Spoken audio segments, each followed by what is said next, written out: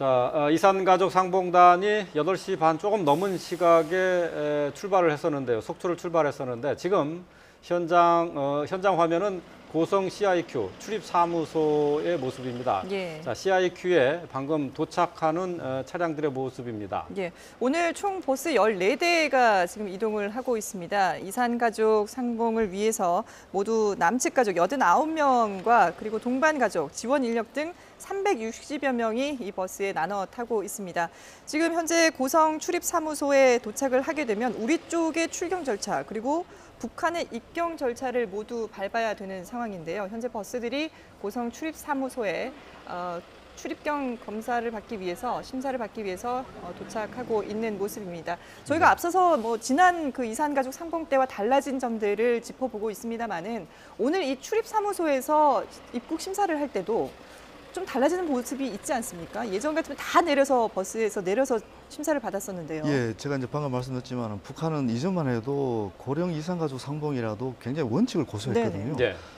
근데 이제 이번에는 그 고령 이산가족의 편의를 최대한 도와주는 방식으로 진행을 하고 있고요. 그 이제 방금 말씀하신 대로 이산가족 다 내려서 이렇게 그 출입 심사를 예. 받아야 되는데 이번 같은 경우는 이제 버스 안에서 아마 북측 관련 인원이 아마 들어올 겁니다. 버스에 탑승해서 네. 아마 이 출입 심사를 할 것으로 그렇게 정해져 있습니다. 네. 지금 이제 80세 이상 고령자가 80%가 넘는단 말이죠. 네. 하기 때문에 좀 건강 상황도 조금 우려가 되는데 그것을 고려해서 북측에서 좀 호의를 베풀었다 이렇게 봐야 되겠군요. 예, 그런 측면이 있고요. 지금 이제 우리 정부 입장에서는 이 이산가족 이산가족 상봉 횟수를 늘리기 위해서 굉장히 지금 노력을 하고 있는데 네. 우선 이제 이산가족 선발 그 절차 과정에서 네.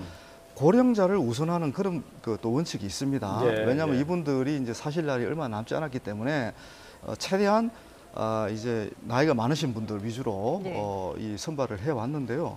사실 이제 북측 입장에서도 똑같습니다. 북측에서도 자신들이 이른바 이제 선물로 해서 우리 쪽에 그 자기들이 베푸는 어떤 중요한 행사인데 예. 북측에서도 고령자들이 계속 많아지고 있거든요. 네.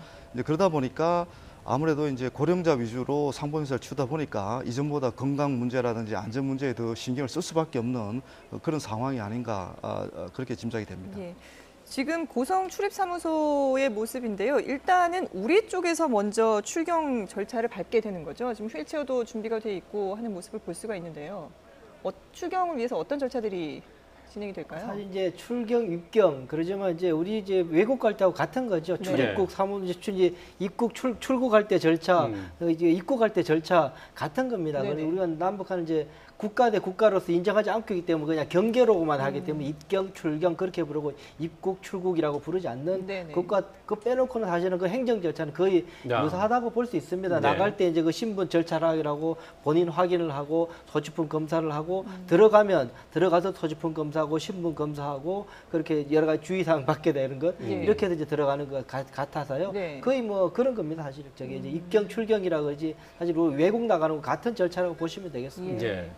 자, 고성 출입사무소에 지금 이산가족 상봉단이 지금 도착을 했는데요. 네. 아직까지 차 안에서 지금 하차를 하지는 않고 있습니다. 네. 지금 모두 89명의 이산가족 상봉 신청자가 이번에 이제 북으로 가게 되고요. 일부가 지금 이제 출입사무소로 들어가고 있습니다. 예, 또 일부는 휠체어에 의지를 해서 자원봉사자가 도와줘서 출입사무소로 이동하는 모습도 함께 보실 수가 있습니다. 네, 앞서 저희가 80% 넘게 이번 그 이산가족 상봉단 중에 80%가 넘는 분들이 이제 80세 이상이라 그랬는데 3분의 1이 넘는 33분은 90세 이상의 고령입니다. 그렇기 때문에 네. 거동이 불편하실 수 있어서 휠체어를 많이 마련을 해두고 또 자원봉사자들이 휠체어를 직접 밀어주면서 출입사무소로 이동하는 모습을 볼 수가 있습니다.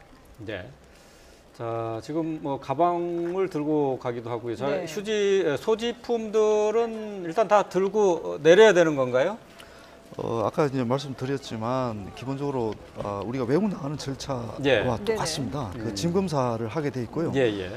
사실 짐을 굳이 짐 안을 이렇게 들여다보고 이러지는 않습니다. 네. 안 하지는 않는데 그래도 아마 간단하게 그런 관련된 절차를 밟을 것으로 예상이 됩니다. 아, 그렇군요. 일단은 뭐 지금 이산상봉을 준비하시면서 가족들은 북측에 줄 선물들도 따로 이렇게 꾸렸거든요. 이건 또 따로 화물차로 이동을 하게 되는데 일단 공항에서 출입국 절차를 마치는 것 같이 똑같은 절차를 진행한다 이렇게 봐야 되겠군요. 저도 이제 과거에 금강산 관광이 유지되었을 때 여러 차례 이제 그 방문한 적이 있는데요. 네.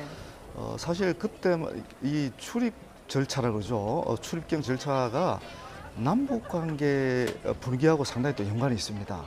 그 남북 관계가 경색되어 있을 때는 짐 검사라든지 또 질문을 굉장히 까다롭게 하는 경우가 있었고요. 예. 또 남북 관계 좋으면 또 이런 절차들이 좀 더 간소화되고 네. 또 편의를 최대한 봐주는 그런 모습을 보여줬습니다. 그럼 그렇군요. 이번에는 좀 편의를 많이 봐주는 쪽으로 생각을 해야 될까요? 그렇죠. 그럴 수밖에 없겠죠. 특히 이제 이번에 들어가시는 분들이 대부분 고령 이산가족이라는 점을 특별히 고려할 겁니다. 북측에서도. 예.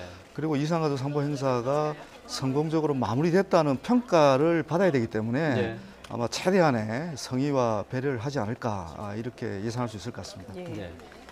지금 뭐 이산 가족 상봉을 위해서 이동하는 분들의 표정은 상당히 밝습니다. 아무래도 이제 오래 떨어져 있던 그리운 가족들을 만난다는 기대감과 설렘이 아마 같이 교차하는 모습을 볼 수가 있을 것 같은데요.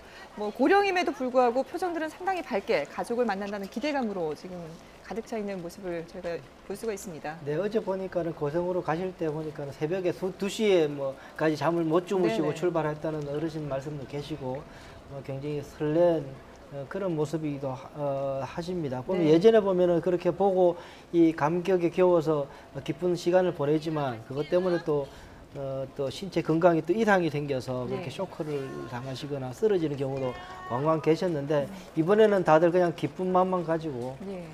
카메라를 보고 손을 흔들어 주기도 하시는데요. 좋겠습니다. 예. 자, 이제 속초에서 지금 금강산 온정각까지는 4시간 정도로 예상을 하고 있거든요. 근데 시간의 상당 부분이 이 출경 사무소에서 소요되지 않습니까? 이번에는 좀 시간이 좀 줄여지고 그러니까 북한 측에 금강산 온정각에 도착할 시간이 좀 앞당겨질 수도 있겠다는 그런 생각이 드네요. 일단 남북한이 실무적으로 그 합의하는 일정이 있을 겁니다. 예. 그래서 12시 반에 아마 온정각에 그 금강산 온정각에 도착하는 것으로 되어 있기 때문에 예. 그 일정에 맞출 가능성이 일단은 가장 높아 보입니다. 아, 그래요. 예. 그리고 지금 이 고령 이산가족 분들은 이게 빠르게 움직이는 게 중요한 게 아니라 네. 최대한의 이제 안전, 건강 이런 걸 고려해서 이제 아마 움직여야 될 것 같습니다. 예. 그런 맥락에서 남북 간 합의 일정에 따르지 않을까 이렇게 예상이 됩니다. 예. 네. 지금 뭐 캐리어들도 상당히 많이 보이고요. 뭐 북한 쪽에 있는 가족들을 만나서 전해줄 선물까지도 이렇게 많이들 준비를 해가지고 있는 모습을 볼 수가 있는데요. 특별히 뭐 가지고 갈 수 없는 물건이 있다거나 이런 규제가 있습니까? 네, 어제 이제 그 사전 이제 교육도 받고 해서 네. 이제 그 물품들을 쌀 때 여러 가지 좀 조치가 있었던 걸로 알고 있는데요. 네네. 보면 대체로 뭐 정 깊어서 여러 가지 뭐 지금 이산 가족분들께서는 뭐 다 주고 싶겠죠. 네. 뭐 돌아가신 분들의 유품부터 시작해서 과거의 추억들 그리고 북한 사정을 감안한 여러 가지 물품들, 자 편리한 것들을 많이 준비했을 텐데 못 가져가는 것들이 귀금속이나 현금이나 이런 것들은 뭐 직접 반입이 안 되게 돼 있습니다. 네네. 그러니까 그런 걸 빼셔야 되는 그래서 아마 미리 사전에 교육을 받고 하셨기 때문에 뭐 그런 일이 없을 것 같고요. 그래서 뭐 여러 가지 뭐 옷가지나 그런 것들을 많이 가지고 간다고 이야기를 들었습니다. 네. 예. 현금은 달러로 바꿔서 가져갈 수 있는 거 아닌가요? 아니 지금 그거 자체가 지금 유엔 제재 결의 위반이기 때문에요. 네. 그래서 벌크 캐시 자체, 현금 자체가 북한으로 들어간 것 자체가 안 되게 돼 있기 때문에 귀금속도 마찬가지고요. 그래서 아마 이번에 못 들어가는 걸로 그렇게 알고 있습니다. 아, 그렇군요. 네.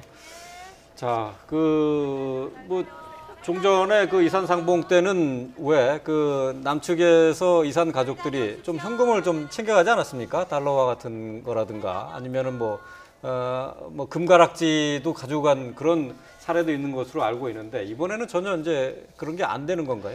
사실 우리 정부가 그런 부분에 대해서 안내를 하지만 네. 개별 이성가족 입장에서는 정말 65년 이상 만에 만나는 이제 가족들 아닙니까, 그죠? 친지고. 그러다 보면 뭔가 본인이 가장 귀한 것을 주고 예. 싶어 하시더라고요. 그렇죠. 예. 예. 그래서 이제 사실 몰래 가져가는 경우도 있습니다. 몰래 가지고 있는데 이제 그렇지만 저분들이 뭐 정부 방침을 어겨서까지 많은 현금을 주고 이럴 가능성은 매우 낮게 보여지고요. 왜냐하면 지금은 좀 달라져 있겠지만 예전 같은 경우에 많은 현금을 줘도 네. 결국 또 북측 당국에 의해서 또 이렇게 이 검사를 받고 또 빼앗기는 경우가 굉장히 또 많았거든요. 예, 예. 이번에는 또 어떨지 모르겠는데 어떻든 정부 지침은 예. 현금은 가급적 전달하지 않았으면 좋겠다. 기본적으로 이제 생필품 위주로 네. 예, 예. 또 의약품 위주로 전달했으면 좋겠다는 뜻을 분명히 밝힌 것으로 네. 알려지고 있습니다. 네. 아니 그 말씀을 이제 임 교수님 그 말씀 저는 이제 일부러 안 했거든요. 이렇게 그 아, 개인적으로 예. 개인적으로 네. 뭐 마음인지 상정이라 네. 그 형편이 좀 편하게 해주고 싶은 게 또 그 가족의 입장이라서 뭐 그런데 굳이 공개적으로 이야기하면은 예. 그러니까 예. 아니 이제 네. 저 부분이 네. 이제 사실 이제 나중에 아마 동서독 사례가 또 언급될 수도 있는데요. 사실 이제 동서독 같은 경우도 이산 가족이 많았죠. 네. 그래서 거의 한 25만 명이 이제 이산 가족 상봉을 했었는데 이분들도 똑같은 그 정부 지침을 전달받았습니다. 가능하면 현금은 주지 마라. 예, 예. 근데 이제 부모 자식 간의 그 정은 법으로도 뗄 수가 없는 겁니다. 제가 볼 때. 근데 이제 그런 부분들이 또 이산가족 상봉을 촉진한 사례들도 있기 때문에 예. 모르겠습니다. 이제 앞으로 이 이산가족 상봉 행사가 일회성에 그치지 않고 예. 예. 좀 정례화되고 또 상시적으로 이루어지는 목표를 우리가 갖고 있다면 언젠가는 이제 우리가 공론화될 과제 중에 하나가 네. 이산가족 상봉을 위해서 필요하다면 이 현금을 지불해서라도 이산가족 상봉은 특히 이제 고령 이산가족들의 마지막 한은 풀어줘야 된다. 예. 연구자로서는 저는 그렇게 주장을 하고 있습니다. 예. 동서독 같은 경우에는 이제 자유왕래를 실시하면서 이제 동독으로 들어가는 그 이산 가족에 대해서는 일정 부분 현금을 가서 쓸 수 있게끔 그것을 정해줬었죠. 예. 그것을 가족에 쓸 수 있게 그걸 이제 서독 정부에서 허락해 주면서 그거 자체가 동독에서는 경제적으로 어려우니까 그렇게 들어가서 현금이 그 유입될 수 있는 통로가 될 수도 있기 때문에 유인책이 되기도 했었죠. 만약에 우리가 뭐 앞으로 핵 문제도 여러 가지 상황이 좋아지게 된다면 그런 자유왕래가 이루어지고 지금 11시간이라는 말이 뭐 아프게 이야기했지만 자유왕래가 이루어져서 우리 주민들이 들어가서 이산가족이 네. 들어가서 뭐 그 사는 모습도 뵙고 그런다면 충분히 일정 부분의 현금을 거기 가서 뭐 쓸 수 있게끔 하는 조치들도 앞으로 뭐 동서독 사례를 연구해서 또 적용할 수 있지 않겠느냐. 저도 같은 생각입니다. 임 교수님 네네. 말씀하신 네. 것처럼. 자, 지금 현장 상황은 남북 출입사무소 청사 내부의 지금 모습을 보고 계신데요. 출입국 사무소, 출입경 사무소에서 절차를 진행하기 위해서 이산 가족들이 차에서 내려서 지금 자신의 차례를 기다리고 있는 모습입니다. 네. 대부분이 다 내려서 출입경 심사를 받는 것으로 보여요. 아까 네. 화면을 통해서 잠시 보신 분도 계시겠지만은 최고령자인 101세의 백성규 할아버지도 휠체어를 타고 이동하는 모습을 봤거든요. 대부분이 다, 물론 지금 거동이 불편하신 분들은 차량 안에서 출입경 심사를 받는다고 했는데 대부분 다 내리신 것 같아요. 일단은 뭐 저희가 정확하게 지금 파악은 안 됩니다만은 지금 말씀드린 것처럼 백성규 할아버지까지 내려서 휠체어로 이동하신 거를 보면은 아주 건강 상태가 좋지 않은 분 빼고는 대부분 다 내려서 심사를 받는 것으로 보입니다.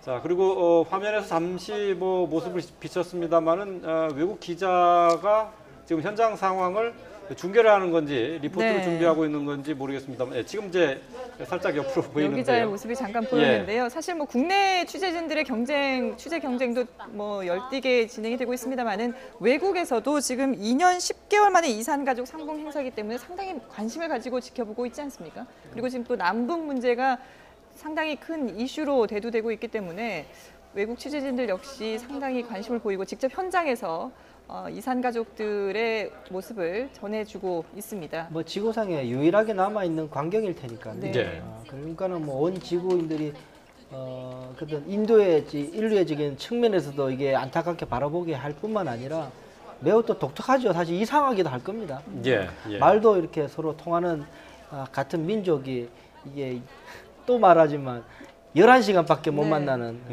그 많이 주어졌다는 시간이. 2박 네. 3일 동안. 네, 2박 3일 동안. 네. 그러니까 그래야 품과 되니까 사실은 기자들도 열심히 취재해서 아마 송출을 해야 예. 하게 될 것 같습니다. 예.